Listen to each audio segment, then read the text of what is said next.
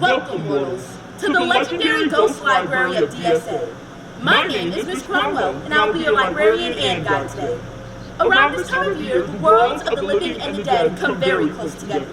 Today, you will be able to interact with many different legendary writers who have sadly passed on, including Bram Stoker, author of Dracula, Mary Shelley, author of Frankenstein, Edgar Allan Poe, Prince, and many more amazing artists and writers. Paper left on my desk.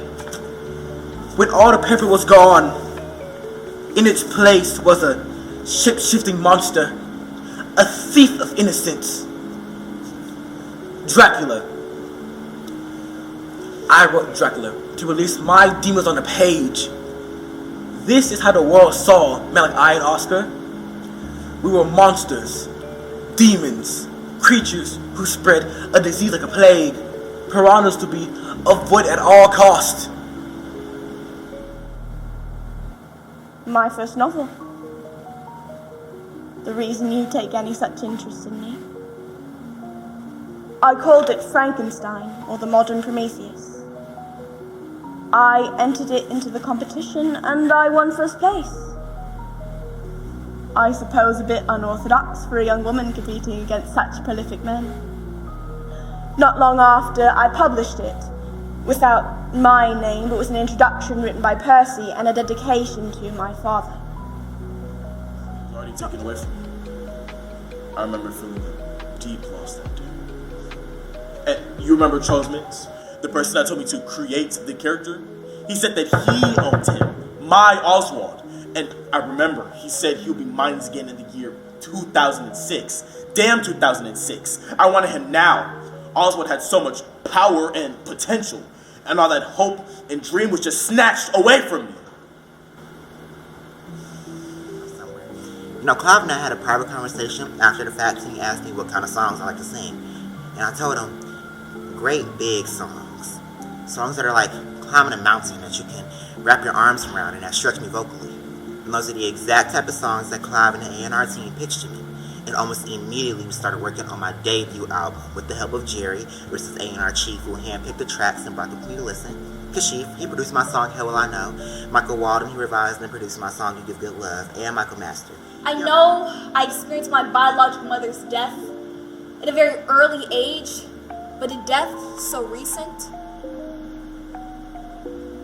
has given me so much inspiration to work with. Call me cruel or crude, but one day, writing will help take me out of this poverty that engulfs my life, my every move.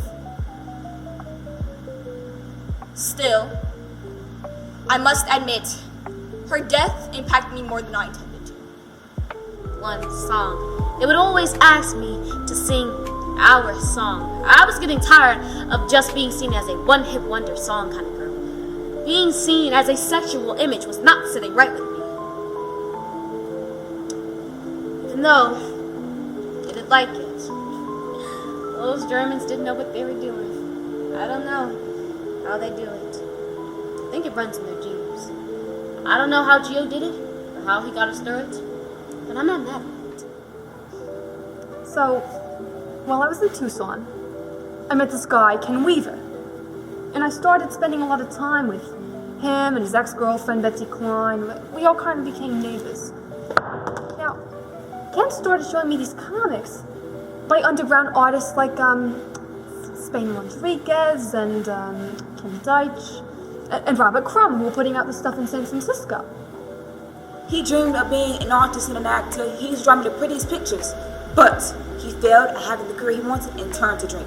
When I took him to Thornton Green with me, I thought I'd do him some good, but instead, he was dismissed because of his affair. He's my brother. He has made his mistakes, yes, but there's no sense in revealing them all to these people. Brad must misunderstood. He has his faults, but he also has a brilliant mind and a kind soul. Life's expectations are too much for him. They're too much for anyone. The world we are in doesn't allow people to live freely or to. So my aunt, she puts me to the side. She's like, Aaliyah, you can't do that, baby. You have to reel the audience in. You have to feel the music and make them feel it too. So the next night we sang Believe in Yourself together, and I finally got it. She taught me how to really work that stage, so those few nights in Vegas with my Aunt Gladys really changed the way I performed. When I got a little older, I attended DSA, the Detroit School of Defiant and Performing Arts. At first, I was gonna make a throwaway album, but I always dreamed about making an album about Anne because I do love her and I miss her very much. So I said, why not dedicate the album to the woman who's receiving all the royalties for it?